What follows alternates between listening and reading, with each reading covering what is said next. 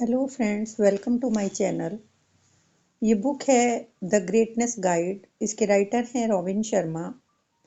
ये इस बुक का 4th एपिसोड है। इसमें बात करेंगे योर शेड्यूल डजंट लाई। एक पुरानी कहावत है, what you are doing speaks so loudly I can not hear what you are saying. जो हम कह देते हैं वो हमारे एक्शन से यदि मैच नहीं करता तो वो सही नहीं है।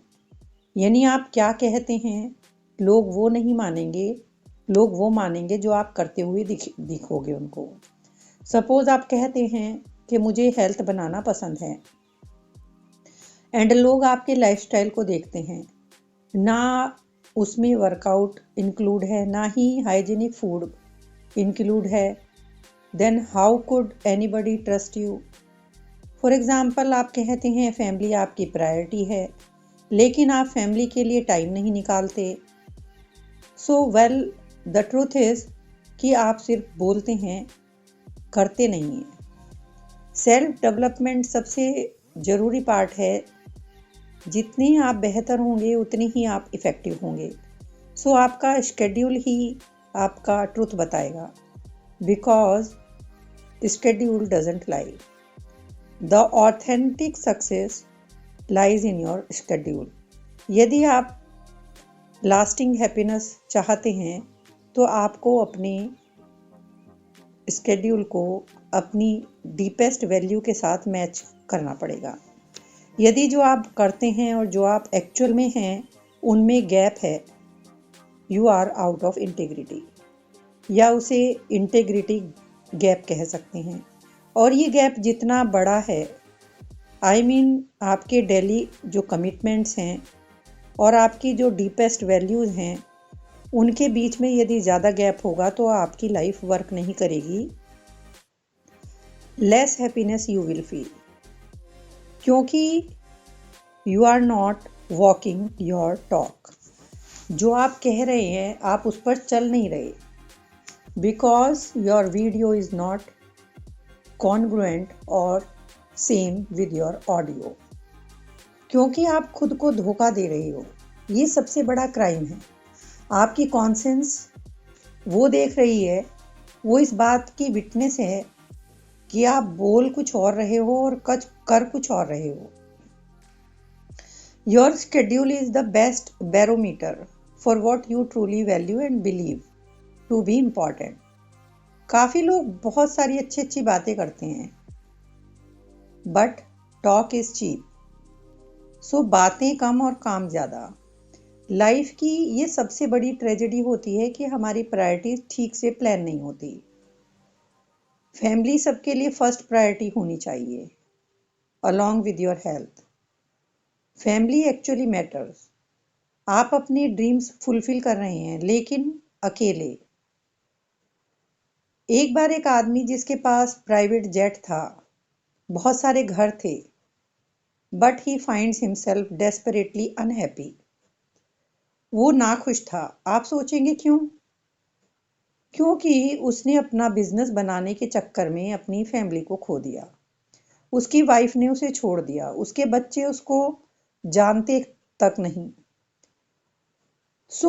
फैमिली आपकी फर्स्ट प्रायोरिटी होनी चाहिए। जब बच्चे बड़े हो रहे होते हैं तो वो काफ़ी तेज़ी से बड़े होते हैं। Blink and they are gone, living lives of their own. Here are some ideas for you to shine in the incredible important role of parent. आप अपने बच्चों को अपनी फियर्स मत सिखाइए, डर मत सिखाइए। उनको ये बताइए कि क्या पॉसिबिलिटीज़ हैं लाइफ में। Lead by example. आपको अपने बच्चों के लिए एग्जाम्पल बनना है, उनको वॉक द टॉक सिखाना है। मतलब आप उनको अच्छी अच्छी बातें तो सिखाते हैं लेकिन आप खुद जाकर कुछ ऐसा काम करते हैं जो मॉरल के अगेंस्ट है। याद रखिए, बच्चे वो सीखते हैं जो वो देखते हैं। उनके लिए आपको खुद भी वैसा ही आचरण करना होगा जो आप उनको सिखाना चाहते हैं। Develop your children. उनको डेवलप करने के लिए उनके माइंड, हार्ट और सोल को डेवलप करना होगा। अपने बच्चों को इंस्पायर करना होगा। उनको ऐसा बनाइए कि वो दुनिया को भी एलिवेट करने की सोचें। लाइक उनसे आप कहें you can do whatever you want to do when you grow up. और आप उनसे कहें नेवर गिव अप, कभी मत गिव अप करो। And whatever you do, do it well, जो भी तुम करो उसे अच्छे से करो। इस तरह की बातें आप उनको सिखाइए, उनको अपना प्यार भी शो कीजिए। और ये कह कर कि तुमको इस तरह से बोल सकते हैं कि तुम उनको कितना प्यार करते हो, इस तरह से अपने प्यार को भी उनको शो कीजिए। कुछ पंडित या साधु आपको ये सिखाते हैं कि हमको संतुष्ट होना चाहिए, और वही दूसरे लोगों से ये बोलते हैं कि हमको अपने कंफर्ट जोन को छोड़कर कुछ ग्रेट अचीव करना चाहिए। बातें तो दोनों सही हैं, बट रियल आंसर है बैलेंस। नेल्सन मंडेला ने कहा था कि after climbing a hill one finds that there are many more hills to climb.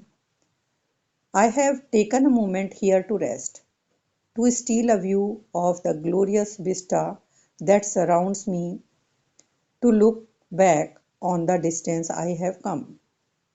But I can only rest for a moment, for with freedom come responsibilities, and I dare not linger, for my long walk has not yet ended. Nelson Mandela कहना चाहते हैं कि it truly is all about a balance. आप जहाँ हैं वहाँ को भी एंजॉय कीजिए, और उस चीज़ को भी एंजॉय कीजिए जिसकी वजह से जहाँ तक आप पहुँचे हैं। ग्रेटफुल रहिए अपनी जर्नी के लिए, मूवमेंट में रहिए, लेकिन ये भी बात याद रखिए कि हर इंसान की ड्यूटी है शाइन करना। हमको अपनी प्रेजेंट या पास्ट सफलता पर ही संतुष्ट नहीं होना है, हमको आगे बढ़ना है, अपना बेस्ट करना है, अपने पोटेंशियल को पहचानना है, अपने फियर्स की तरफ लगातार को छोड़कर आगे की तरफ बढ़ना है, और इस प्लेनेट का एक बेटर सिटीजन बनना है। हम हायर ड्रीम्स देखते हैं और अपने स्टैंडर्ड को बढ़ाते हैं, तो हम सचमुच क्रिएट करते हैं ये दुनिया ऐसी ही है जैसी लोगों ने इसको बनाई है। जिन्होंने अपने आप में डिस्कॉन्टेंट फील किया वही कुछ बेहतर कर पाए। Gandhi, Mother Teresa, archbishop, Desmond Tutu, Bill Gates, Einstein, Mandela, इन सब ने ऊंचा सोचा, तभी हम आज यहाँ हैं जैसी दुनिया उन लोगों ने बनाई। इसलिए जो आपके पास है उसको भी प्यार कीजिए, and then go for what you want. Enjoy the climb up the mountain. और इसके लिए बेस्ट तरीका ये है कि आप डेली प्रैक्टिस करें। जैसे टॉप एथलीट्स जानते हैं कि प्रैक्टिस से ही सक्सेस मिलेगी।